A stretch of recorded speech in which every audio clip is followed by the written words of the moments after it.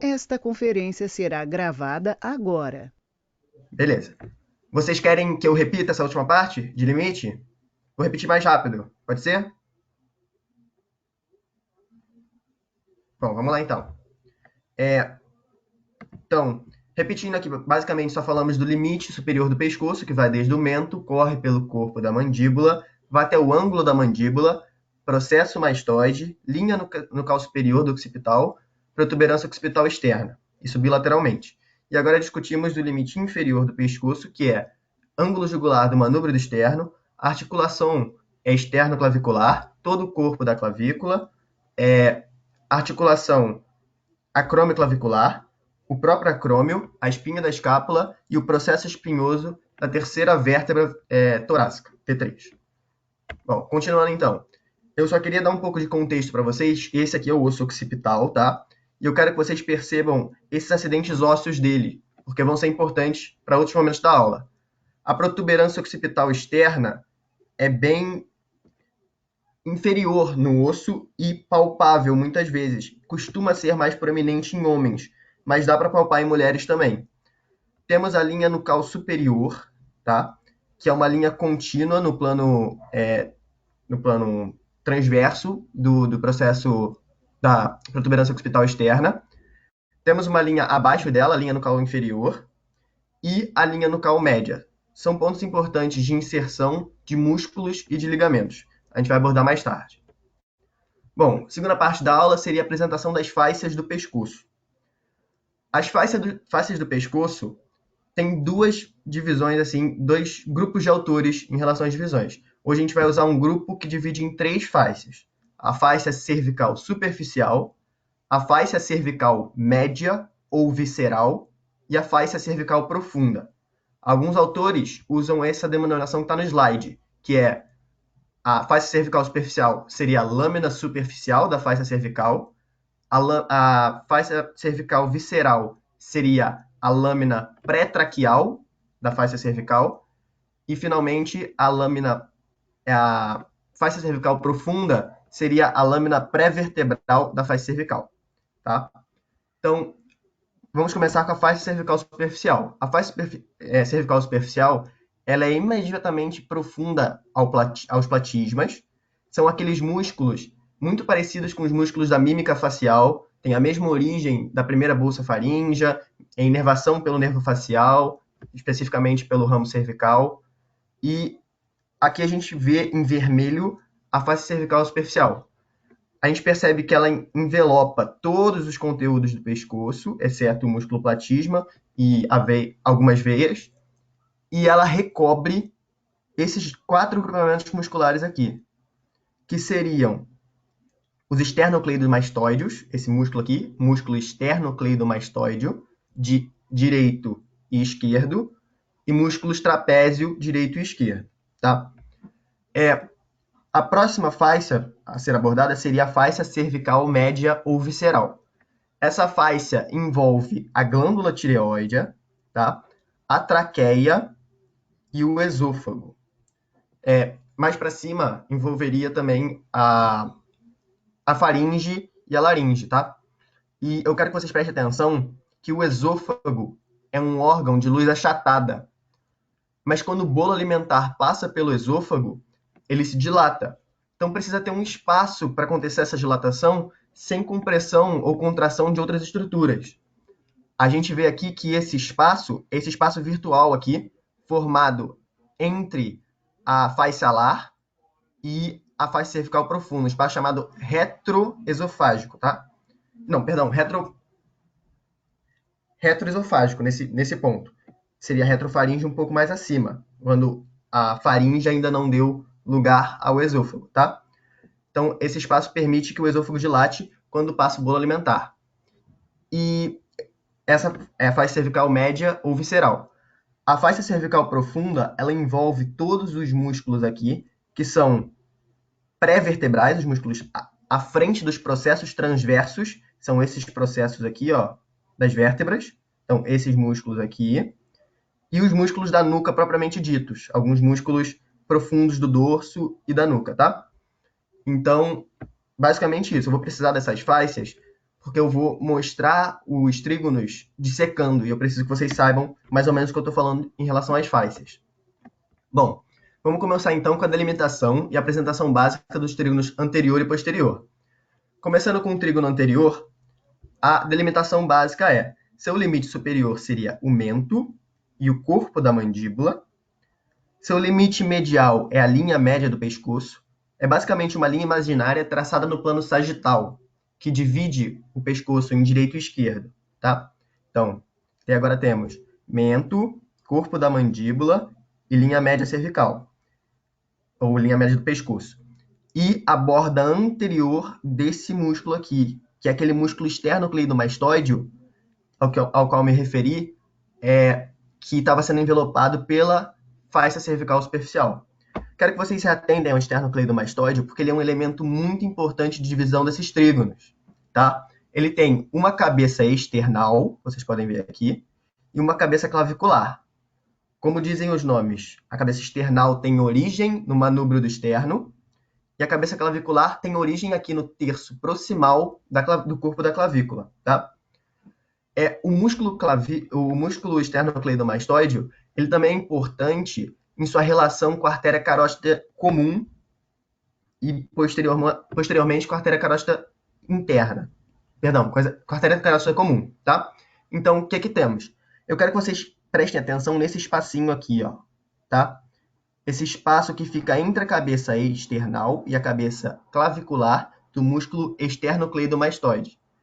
Aqui é um ponto importante porque você pode sentir o pulso da artéria carótida comum nesse ponto. Para vocês terem uma noção, o músculo esternocleidomastoideo, ele é tão importante em sua relação com a carótida que ele recebe o nome de músculo satélite da carótida, tá? Então, o trajeto do músculo esternocleidomastoideo é de anterior para posterior, tá? Com leve desvio medial e de inferior para superior, claro. Afonso, Ele se insere... Sim? Afonso, desculpa, cara, é que rapidão, o seu mouse, a gente não tá conseguindo ver ele. Não?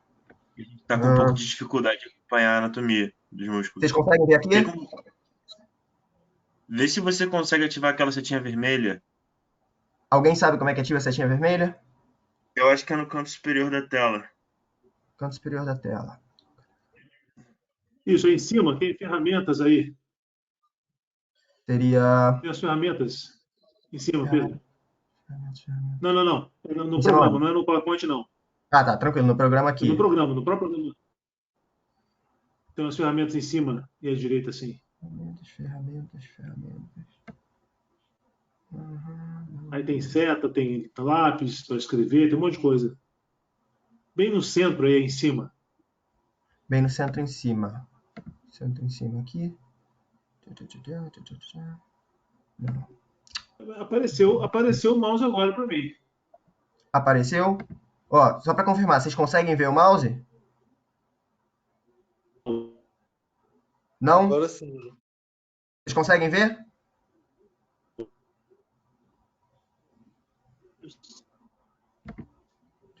Apareceu até o mouse. É aqui no canto superior direito, professor?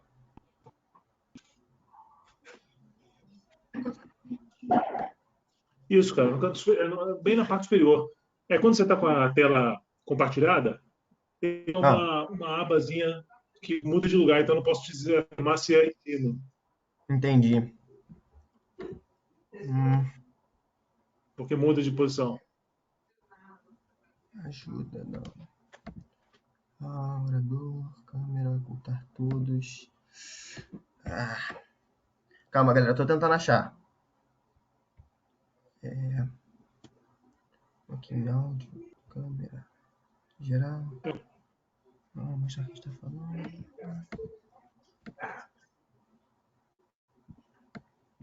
Nossa, não tô conseguindo achar de jeito nenhum. Porcaria. Não, tranquilo. Como é que eu posso te ajudar?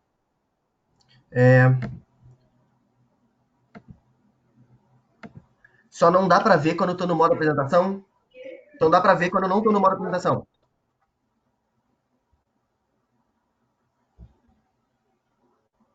Beleza, então eu vou apresentar nesse modo aqui, não tem problema nenhum, desde que vocês consigam ver o mouse. Só consegue confirmar para mim que vocês conseguem ver o mouse?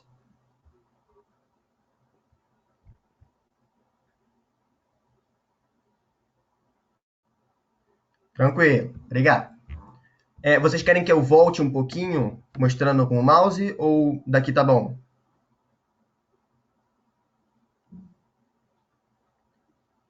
Tá, vou voltar um pouquinho então. Vou voltar aqui.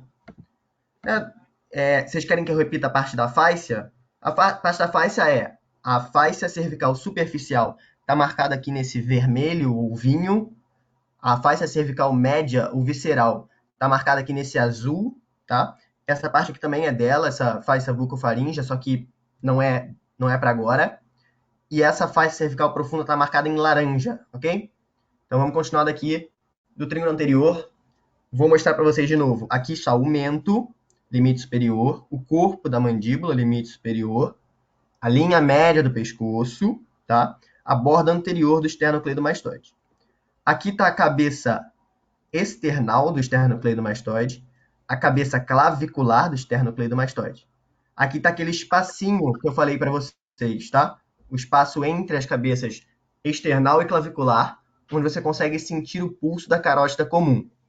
Lembrando, músculo esternocleidomastoide, músculo satélite da carótida. Então, ele tem uma relação íntima aqui com a carótida nessa parte, tá? Em seu trajeto, a borda anterior... Pedro, a queimada saiu, né?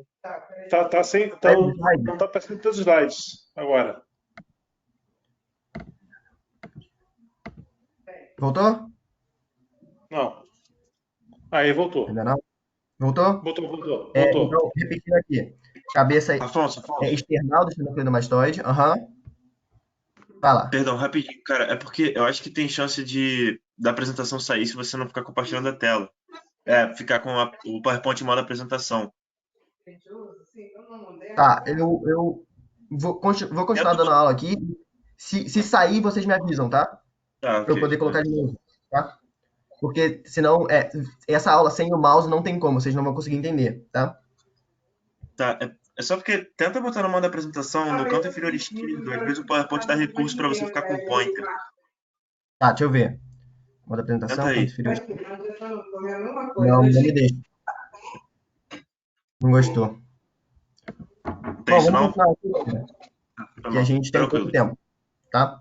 Então, vocês viram aqui o espaço entre as cabeças external e clavicular, certo?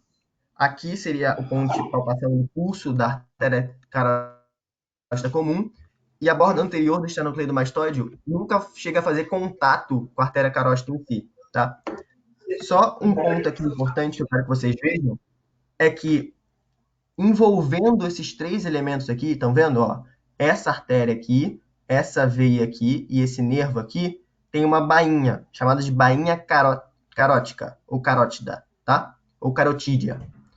Essa bainha é dependência das três fáscias. Então, tem contribuição da fáscia cervical superficial, da fáscia cervical média e da fáscia cervical profunda, para formar essa bainha, que envolve três elementos neurovasculares importantes do pescoço, que são artéria carótida comum, veia jugular interna e nervo vago, tá bom?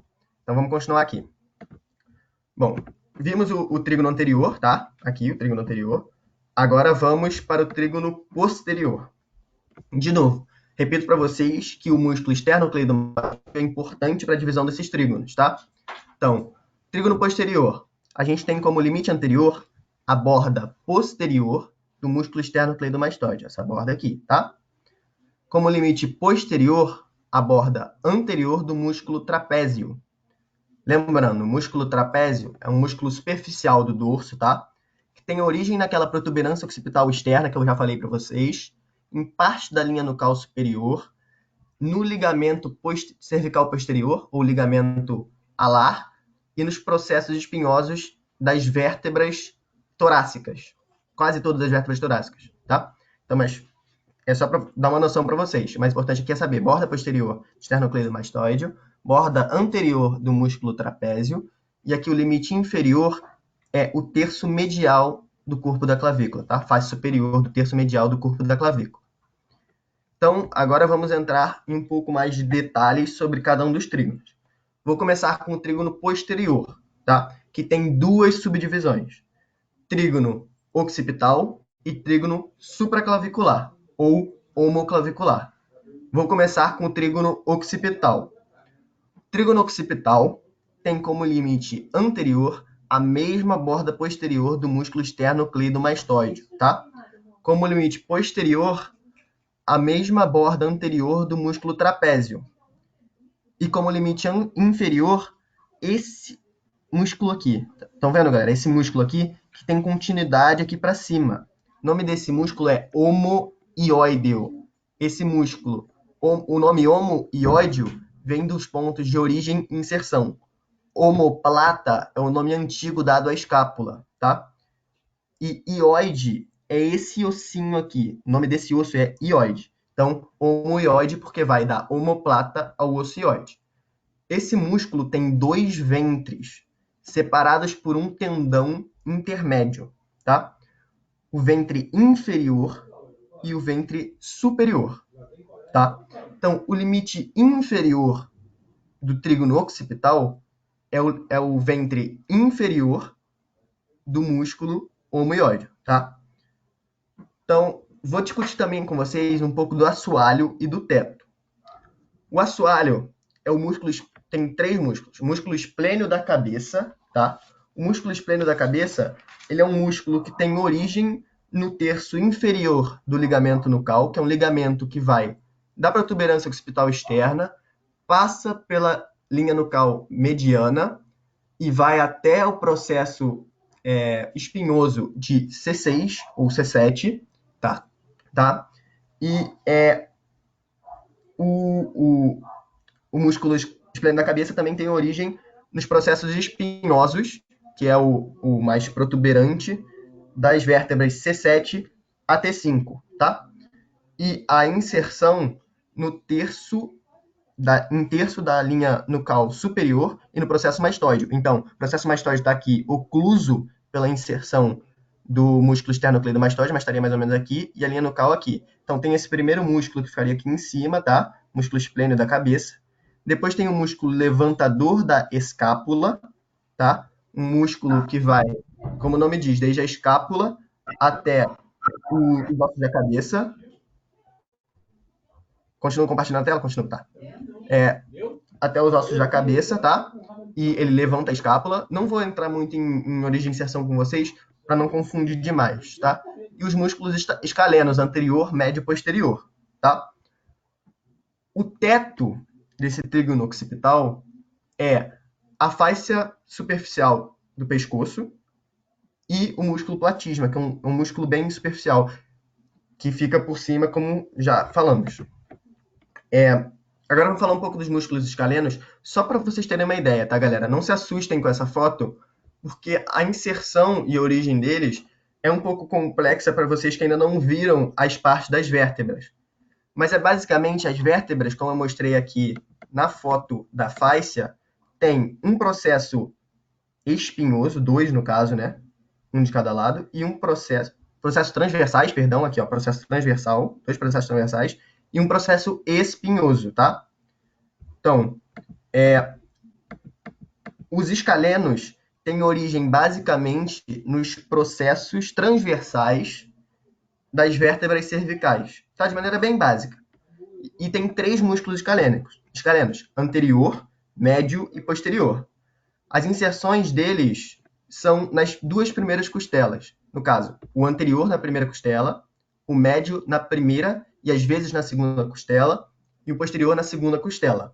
Eu quero dar esse toque em vocês porque eles são importantes por conta de sua relação com elementos que passam pelo trígono, tá?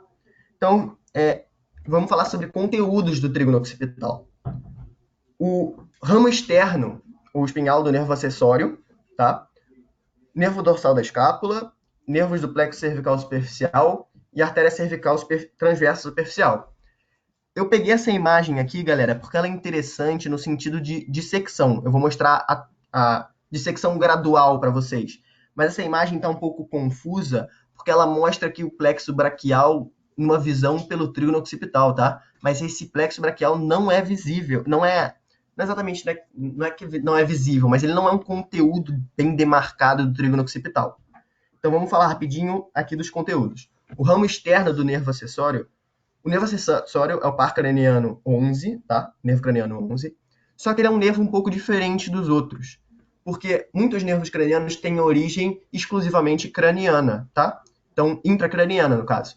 Mas o nervo acessório ele é um pouco diferente no sentido que ele recebe radículas nervosas dos nervos espinhais C1, C2, C3 e C4 da raiz anterior. Então, recebe radículas nervosas da raiz anterior dos quatro primeiros nervos cervicais, então C1, C2, C3 e C4. Essas radículas nervosas sobem em direção ao crânio, entram pelo forame magno, tá? Que é esse forame aqui, ó, no osso occipital, na base do crânio, tá? Eles ingressam para dentro do neurocrânio e eles contribuem para a formação do nervo acessório, tá? Isso é importante porque a inervação, por exemplo, o nervo acessório, ele vai descer aqui, tá, no trígono occipital, em contato com esse músculo aqui, o levantador da escápula. Eu vou mostrar uma imagem melhor para vocês, galera. Não se preocupe, eu só estou comentando por enquanto. Então, ele desce em contato com esse músculo levantador da escápula. Só que antes de entrar no trígono occipital, o ramo externo do nervo acessório manda alguns ramos que perfuram o esternocleidomastoideo e o inervam, tá? E ele continua, depois da visão dele que temos no trígono occipital, em direção ao trapézio. Ele também faz parte da inervação do trapézio, tá? Mas a questão maior é, essa inervação não é exatamente do ramo externo do nervo acessório, e sim das radículas nervosas de C1, C2, C3 e C4. Então, eu sei que é bastante informação agora, só quero que vocês escutem falar primeiro, porque essa questão nervosa realmente é bem complicada, tá? Mas só uma explicação básica para vocês.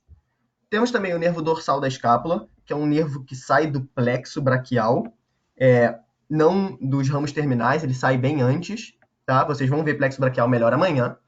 E ele costuma perfurar aqui o escaleno médio. Nervos do plexo cervical superficial. Bom, eu vou pular aqui um slide só para mostrar para vocês o plexo cervical. Por favor, não se assustem, é só para ter uma noção geral. O plexo cervical, assim como o plexo braquial, que vocês estudarão amanhã, ele é composto de nervos espinhais. O que são nervos espinhais? Nervos que saem da medula pelas vértebras, tá? Uma parte específica das vértebras, não vou dar muita informação para vocês, tá? E os ramos ventrais desses nervos compõem o plexo cervical. Então, os ramos ventrais C1, C2, C3 e C4 compõem o plexo cervical. O plexo cervical é dividido em duas partes, basicamente. Plexo cervical superficial e plexo cervical profundo, tá?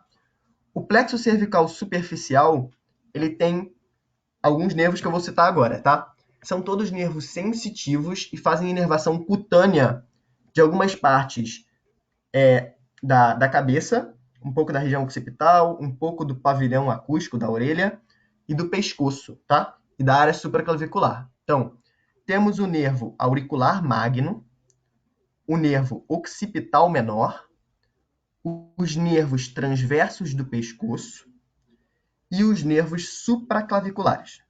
Então, esses 4 nervos, como citados aqui, eles são sensitivos, tá? E são parte do conhecido plexo cervical superficial. Eu vou mostrar melhor para vocês como é que eles saem e em que relação eles saem. O importante que vocês saibam esses nervos têm importante relação com a borda posterior do músculo esternocleidomastoideo e são alvos frequentes de bloqueio anestésico no ponto que emergem da borda posterior do músculo esternocleidomastoideo. Então, é um marco anatômico importante para vocês saberem, tá? Então, o nervo occipital menor, depois eu mostro isso numa imagem melhor. Vou falar agora da artéria cervical transversa superficial. A artéria cervical transversa superficial é uma artéria ramo da artéria subclávia, tá? E ela segue um trajeto muito parecida com a artéria cervical transversa profunda. também chamada de artéria dorsal da escápula, que a gente viu um pouquinho ontem na aula de braço, que faz a rede anastomótica da escápula junto com a artéria circunflexa da escápula e a artéria supraclavicular, tá? Então, essa artéria cervical transversa superficial, ela vai de anterior para posterior, um pouco de medial para lateral, bem superficialmente aqui, e ela é visível no trígono occipital, tá? Então, vamos continuar aqui, vou mostrar uma foto melhor para vocês. Ó, vamos ver aqui o trígono occipital. O músculo homeóide aqui está seccionado, se vocês perceberem. Então, o ventre inferior dele continuaria mais ou menos por aqui, e o ventre superior dele está bem aqui. Então, o que é que a gente consegue ver claramente? A gente consegue ver o nervo acessório, o ramo externo do nervo acessório, transitando aqui por cima do músculo levantador da escápula, tá? A gente consegue ver os ramos, os nervos do plexo cervical superficial. Quero que vocês percebam que aqui é o nervo auricular magno, aqui o cervical transverso, os cervicais transversos, e os supraclaviculares, tá? Então, se vocês perceberem, tá faltando o occipital menor. Mas cadê o occipital menor? Quero que vocês percebam que ele emerge aqui por cima, tá? Na região occipital. Aqui está o nervo occipital menor. Mas por que ele não é visível exatamente assim de uma visão lateral? É porque ele tem íntima relação com a borda posterior do músculo esternocleidomastoide. Então, ele muitas vezes é ocluído por esse músculo. Então, se você pegasse esse músculo esternocleidomastoide e olhasse, virasse ele um pouco, você conseguiria ver o nervo occipital menor, tá? Aqui vocês conseguem ver a artéria cervical transversa superficial, passando aqui, tá? E o último conteúdo, tá com todos os conteúdos aí, tá? O nervo dorsal da escápula, claro, perdão, esqueci de falar dele. O nervo dorsal da escápula também, de novo, um nervo ramo do plexo braquial, que vocês vão ver melhor amanhã, por vezes perfura o escaleno médio, tá? Então, vamos continuar aqui com o trígono supraclavicular. Então, trígono posterior dividido em dois trígonos, como eu já falei. Trígono occipital, o qual já vimos, e o trígono supraclavicular, qual veremos agora, tá? O limite anterior do trígono supraclavicular é a borda posterior da porção clavicular do músculo esternocleidomastoide. Então, lembrando, o esternocleidomastoide tem duas cabeças, external e clavicular. Conseguem ver aqui que a borda posterior da porção clavicular do músculo esternocleidomastoide está fazendo o limite anterior desse trígono, ou medial desse trígono, tá? O limite superior, novamente, é o ventre inferior do músculo homeóide, tá? E o limite inferior é a face superior do terço médio da clavícula.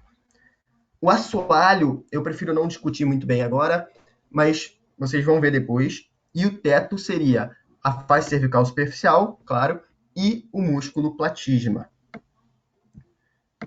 Ó, vou mostrar aqui para vocês os conteúdos do trígono supraclavicular e depois nas próximas fotos eu vou voltar um pouco para mostrar direitinho os conteúdos de novo do trígono occipital e do trígono supraclavicular. Bom, os conteúdos são troncos do plexo braquial, que vocês vão ver melhor amanhã, tá? A artéria subclávia. A artéria subclávia ela é dividida em porções pelo músculo escaleno anterior, tá? Músculo escaleno anterior. Assim como, vocês lembram, não sei se vocês lembram da aula de ontem, mas a artéria axilar é dividida em porções pelo músculo peitoral menor, tá? A artéria subclávia é dividida em porções pelo músculo escaleno anterior. Então, é a porção pós-escalênica. Então, teria uma porção pré-escalênica, uma porção retroescalênica, atrás do escaleno, e uma porção pós-escalênica. Se é essa porção pós-escalênica é visível. Temos o nervo frênico, que é um dos elementos formados pelo plexo cervical. Quero que vocês percebam aqui, ó, tem uma contribuição de C3, de C4 e de C5, tá? C3 e C4 são do plexo cervical, enquanto o C5 é do plexo braquial, mas vocês vão ver isso melhor amanhã. Eu quero que vocês percebam que forma o nervo frênico, tá? Esse nervo frênico,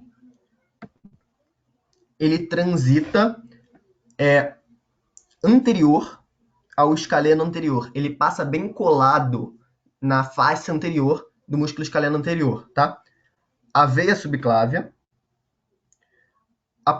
uma pequena porção da veia jugular externa, linfonodos supraclaviculares e artéria supraescapular e dorsal da escápula. Vou discutir melhor com vocês esses conteúdos mostrando na imagem, não se preocupem, tá? Então, eu quero que vocês percebam aqui estão os troncos do plexo braquial, tá? Os troncos do plexo braquial. E quero que vocês percebam que os troncos estão passando por um lugar específico. Eles estão passando entre o escaleno anterior e o escaleno posterior. Então tem um hiato, chamado hiato escalênico. É um espaço entre o escaleno anterior e o escaleno médio, tá? Por onde passam os troncos do plexo braquial. E também a artéria subclávia, que vocês conseguem ver aqui, tá? Então, a artéria subclávia, sua porção pós-escalênica, aqui atrás desse músculo aqui, escaleno anterior, estaria a porção retroescalênica, e aqui vocês conseguem ver a porção pré-escalênica, tá? Então, vamos ver aqui os conteúdos. Essa artéria aqui, ó, que tem um trajeto inferior em direção posterior, primeiro lateral e depois posterior, é a artéria supraescapular, chamada por alguns autores de artéria retroclavicular. Por quê? Porque o trajeto dela é o seguinte, depois de sua origem, ela tem um trajeto descendente em direção anterior, tá? Ela cola na borda na borda posterior da clavícula, então por trás da clavícula ali, e corre em direção lateral e depois vai para posterior, tá? Então, essa artéria aqui, ó, supraclavicular. E essa artéria aqui, ó, artéria dorsal da escápula, tá? Artéria dorsal da escápula, eu coloquei aqui essas duas juntas porque elas são ambas ramos da artéria subclávia, tá? Mas elas são artérias diferentes. E uma não é ramo da outra, elas são ramos separados da artéria subclávia. Quero que vocês percebam que a artéria dorsal da escápula, ela tem relação com esse nervinho aqui, que sai do plexo braquial, que é o nervo para o músculo subclávio, e ela passa entre o tronco superior e o tronco médio do plexo braquial, tá? Ela vai em direção posterior, em direção à escápula, e ela vai suprir a escápula junto com a supraescapular e junto com a artéria circunflexa da escápula, tá? Elas vão se anastomosar e formar uma rede anastomótica da escápula, inclusive. Aqui eu quero mostrar um pouco melhor para vocês. Isso aqui não faz parte do conteúdo do trígono supraclavicular, tá, galera? O músculo homeoide estaria passando por aqui, ó, tá? Um pouco aqui, ocultaria o lóbulo da glândula tireoide, tá? Então, isso aqui, daqui para cá, ó, não seria conteúdo do trígono supraclavicular. Eu só quero mostrar para vocês como essas artérias saem da artéria subclávia, tá? Quero que vocês vejam aqui. Essa aqui é a artéria carótida comum, tá? Veia jugular interna e o nervo vago. Lembra que eu falei dele quando eu apresentei as fáscias? Que ele transita junto com a artéria carótida comum e com a veia jugular interna na bainha carotídea, tá? Esse aqui é o nervo vago. Eu quero que vocês percebam que... deixa eu descer aqui. Quero que vocês percebam que o nervo vago, ele emite um ramo que faz uma alça por baixo aqui, tá vendo? Esse ramo aqui, o nervo laríngeo recorrente. Só quero dar uma familiarizada para vocês com os nomes, não precisa se preocupar com isso agora. Mas o nervo laríngeo recorrente ele é muito importante na fonação, habilidade de fala. E é muito comum, por erros iatrogênicos, por erros médicos, cirúrgicos, que esse nervo seja seccionado.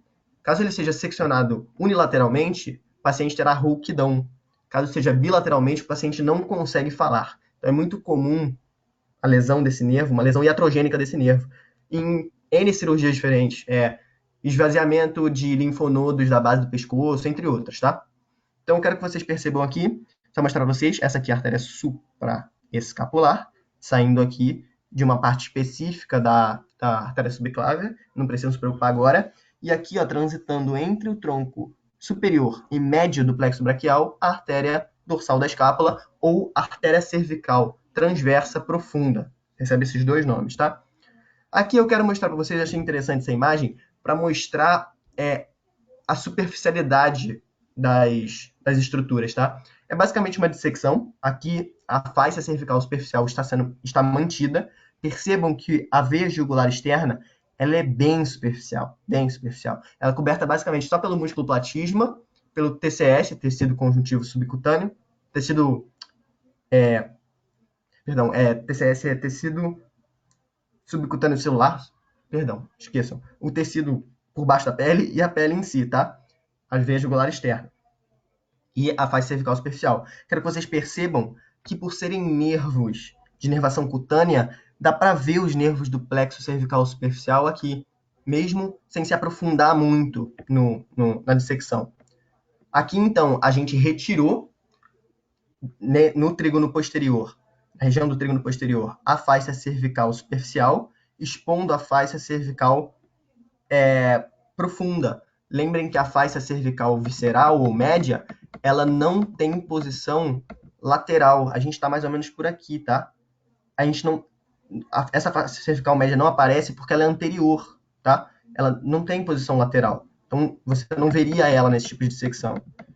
E quero que vocês percebam que começa a dar para ver mais estruturas. Então, só para mostrar para vocês como é que a face recobre essas estruturas, tá? Aqui a artéria cervical, que esse livro chama de artéria cervical superficial, mas na verdade é artéria cervical transversa superficial.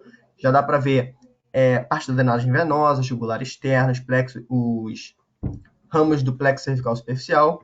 E aqui, retirando a face cervical profunda, a gente consegue ver o assoalho muscular, tá?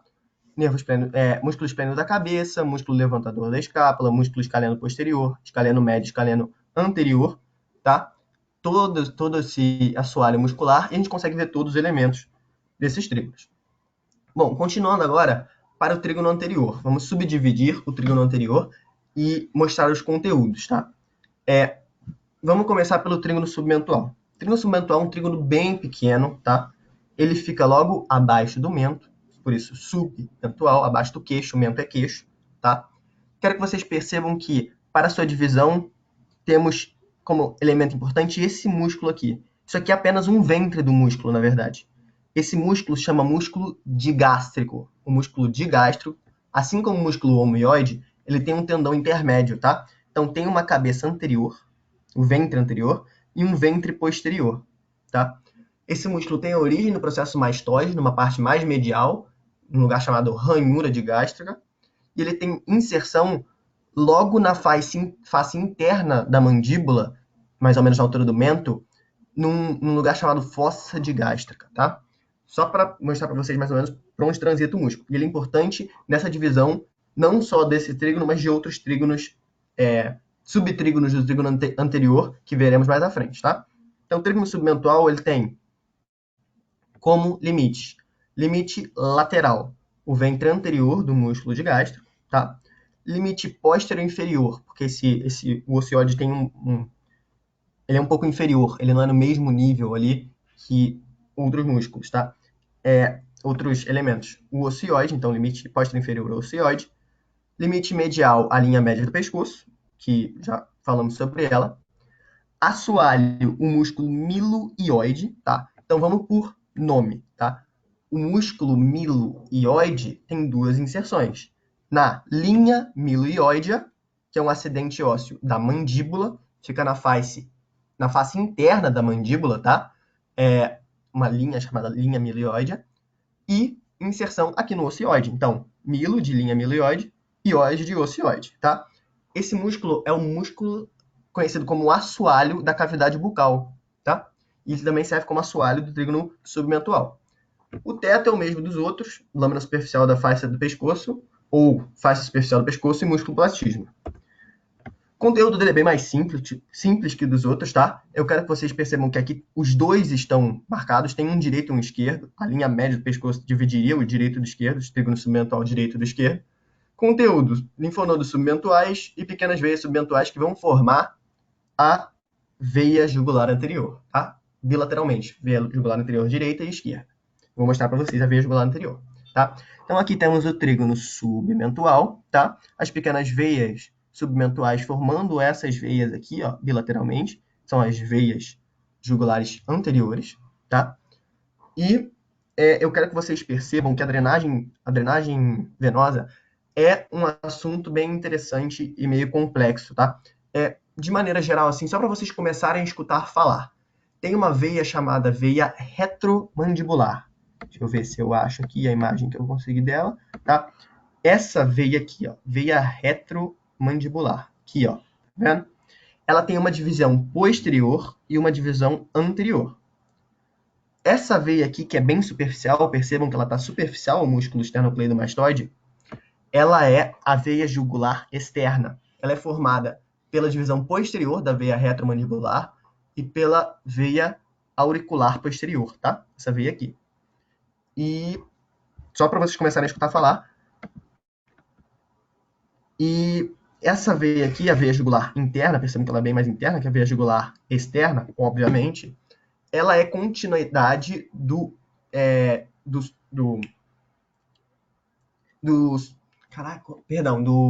da drenagem venosa das meninges, tá? Especificamente da dura mater, no seio sigmoide. Isso, continuação do seio sigmoide de drenagem venosa da dura mater, uma meninge, tá?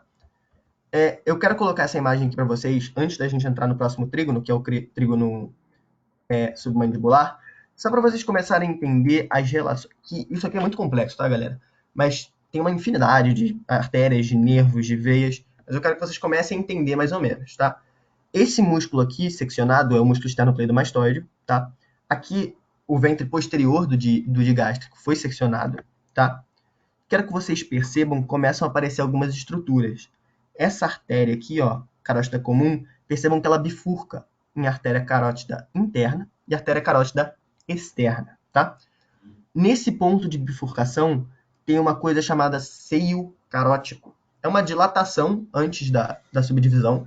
E nesse seio carótico tem um quimioceptor chamado gomo, ou corpo carótico, tá? O seio carótico e o gomo carótico são importantes para quimiocepção e barocepção.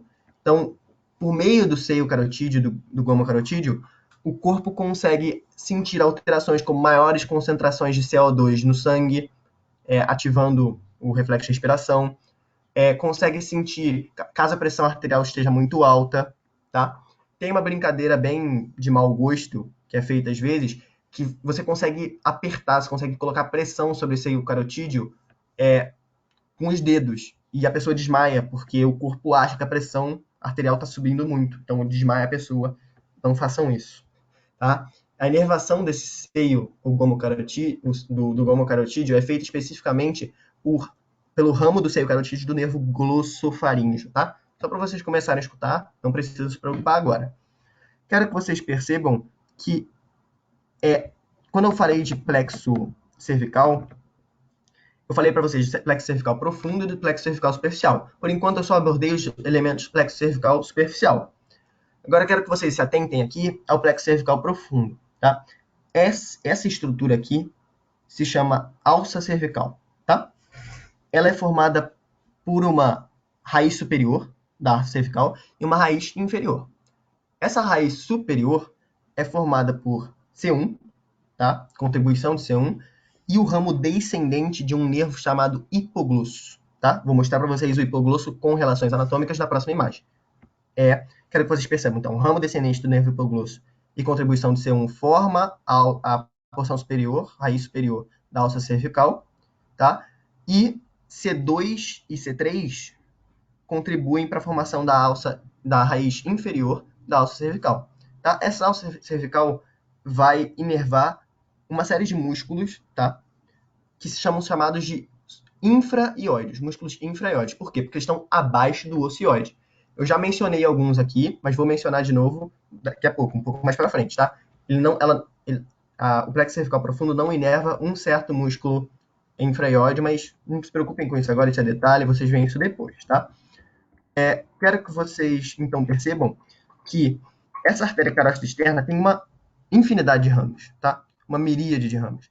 E tem um método mnemônico para gravar esses ramos. Tirlin, Farfá, Oxi, Auri, Matem, tá? Então, são os ramos da artéria carótida externa. Artéria tireoide superior, tireoide superior. Artéria lingual, Lin. Far, de faringe ascendente, artéria faringe ascendente. Fá, de artéria facial, tá? Oxi, de artéria occipital, tá? Artéria occipital, essa aqui, tá? Auri, de auricular posterior, artéria auricular posterior. Matem, de artéria maxilar, que vai perfurar aqui a fossa infratemporal e depois a fossa palatina, mas depois vocês veem isso. E tem de temporal superficial, tá? Só para vocês começarem a ver os ramos. Quero que vocês prestem atenção aqui também ao nervo hipoglosso, que é esse nervo que faz esse pezinho aqui, essa volta, tá? Essa volta é sempre anterior às artérias carótida interna e externa, tá? E ele vai penetrar não, mas ele vai transitar ali profundo a esse músculo que eu já apresentei para vocês, que é o milioide, e superficial a esse músculo aqui, que eu vou apresentar para vocês, que é o ioglosso. Ioglosso por quê? Origem no ocioide, inserção ali perto da língua. Glosso quer dizer mais ou menos língua, tá, galera? Então, ioglosso. Então, vamos ver aqui o próximo trígono da região anterior. Trígono submandibular. Primeiro vamos delimitá-lo, depois falar de seus conteúdos. Limite anterior do trígono submandibular é o ventre anterior do músculo digástrico, esse aqui que eu estou assinalando com o mouse, tá? Que é o ventre posterior, o tendão intermédio e o ventre anterior, tá? O limite superior é o corpo da mandíbula, ou limite lateral é o corpo da mandíbula, tá? O limite posterior é o ventre posterior do músculo digástrico. E o assoalho são os músculos milioide e ioglosso, tá? Vamos falar um pouco sobre conteúdos, tá? Conteúdos principais são glândula submandibular, uma glândula salivar aqui, vocês conseguem ver, tá?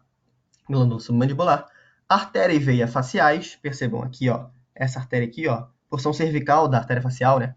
A artéria facial essa aqui é ramo da artéria carótida externa, lembrem disso. Nervo para o músculo milioide, tá? Esse nervinho aqui, ele pode parecer meio pouco importante, mas ele é importante sim, galera. Ele é ramo de um nervo chamado alveolar inferior, tá? E, por sua vez, o nervo alveolar inferior é ramo de V3 do nervo mandibular, do trigêmeo, da terceira porção do trigêmeo. Terceira porção não, né? Mas da terceira subdivisão do trigêmeo, tá? Vai inervar esse músculo aqui, o milioide, como já foi falado. As artérias e veias linguais, aqui, ó, artéria lingual, veia lingual. Percebam que elas têm pouca exposição nesse trígono, porque elas logo entram profundamente ao músculo milioide, tá? Lembre que o músculo milioide é o assoalho, então qualquer coisa abaixo dele não é considerada conteúdo do trígono submandibular. Por exemplo, a artéria e a veia sublinguais não são consideradas conteúdos do trígono submandibular, porque elas são profundas. Elas são para dentro da cavidade bucal, então já excluídas do trígono submandibular. O nervo hipoglosso, que é importantíssimo, esse nervo aqui, ó, que transita aqui, tá? Lembrando que ele faz uma alcinha anteriormente à artéria carótida interna e à artéria carótida externa e linfonodos submandibulares, tá? Passando para o próximo, trígono carótico. Galera, esse é o mais difícil, peço que vocês tenham mais paciência e prestem mais atenção nesse trígono, porque ele é mais denso em termos de conteúdo, tá? Então, limite superior do trígono carótico é o ventre posterior do músculo digástrico, aqui, ó, esse ventre aqui é o posterior do músculo digástrico. O limite anterior é a borda posterior do ventre superior do músculo homeoide. Lembrem do músculo homeoide, o músculo homeoide é esse músculozinho seccionado aqui, tá, galera? Esse músculo aqui, o ventre inferior teria um tendão intermédio e o ventre superior. Então, o que eu tô falando? Da borda posterior do ventre superior do músculo homeoide, tá? Vamos voltar ali. Também temos como limite posterior a borda anterior do músculo esternocleidomastoide, tá? Então, por enquanto, temos limite superior ventre posterior do músculo digástrico, limite posterior borda anterior do músculo esternocleidomastoide, limite anterior ou medial a borda posterior do ventre superior do músculo homeoide. E como assoalho temos alguns músculos, tá? Não se preocupem muito com esses músculos agora, músculo longo da cabeça, músculos constrictores médio e inferior da faringe, músculo tireoide, ióideo, tá? Tíreo-ióideo, vai da cartilagem tireoide até o ocioide, músculo externo, mentira, o externo tireoide não muito, tá? Então, tíreo-ióideo e o músculo ioglosso também é considerado, tá? Mas não precisa se preocupar muito não. O tireoide é esse aqui, tá?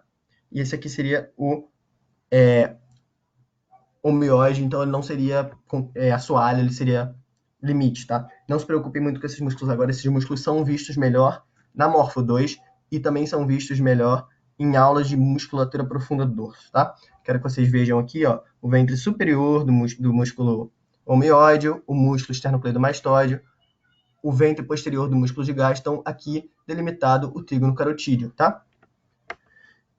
Eu dividi o conteúdo do trígono carotídeo em 3 partes, arterial, venoso e nervoso, tá? Vamos começar pelo conteúdo arterial.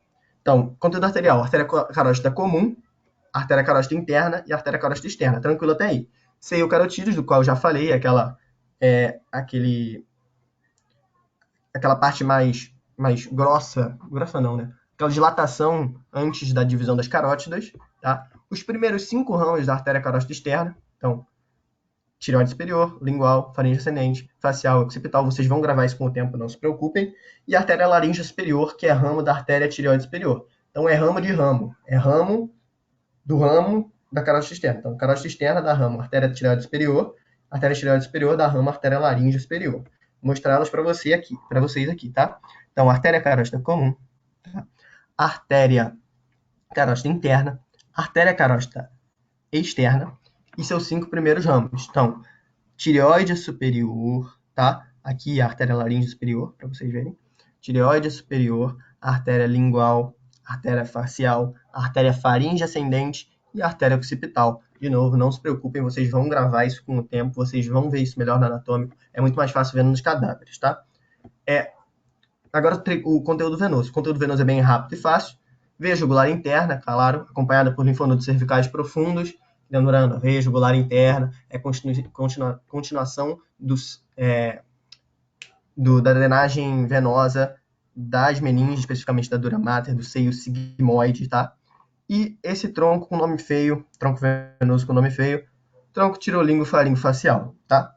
Não se preocupem muito com isso, eu coloquei mais como conteúdo porque ele existe ali, mas não é... Ele existe, tá? Tronco tirolingo-faringo-facial recebe drenagem linfática venosa de todos os lugares. Tireoide, língua, faringe e face, tá?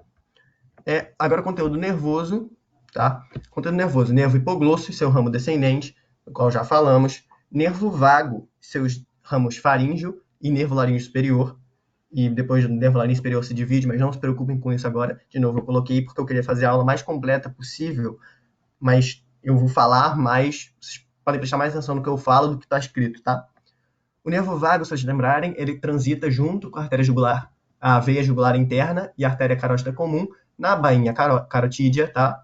Então, o nervo vago, importante, nervo vago, dá aquele ramo, se vocês lembrarem, o laríngeo recorrente, importante para a fonação, comumente lesado em cirurgias. Temos o nervo acessório, aquele que eu já falei sobre, especificamente o ramo externo do nervo acessório, certo? E a alça cervical, que é aquela parte profunda do plexo cervical, tá? Plexo cervical profundo. Vou mostrar para vocês, mesma imagem sempre, tá? Aqui podemos ver a alça cervical, tá? A alça cervical bonitinha. Essa aqui seria a raiz inferior, essa aqui é a raiz superior. Percebam, aqui está o nervo hipoglosso. O hipoglosso dá esse raminho aqui, ó, ramo descendente, para contribuir para a formação da raiz superior da alça cervical, tá? Também temos o nervo vago, que transita aqui, ó, que ele não é exatamente visível, porque ele fica no ângulo formado entre a artéria carótida, comum e depois interna, e a veia jugular interna, tá? Ele sai um pouco posterior aqui, não dá para ver ele direito. Então, temos o nervo vago, então, o nervo hipoglosso, o nervo acessório, que é visível ali mais ou menos, e a alça cervical, que eu já mostrei para vocês. O nervo laríngeo superior, ele sairia aqui do nervo vago, tá? Ele entra aqui junto com a artéria laríngea superior, tá?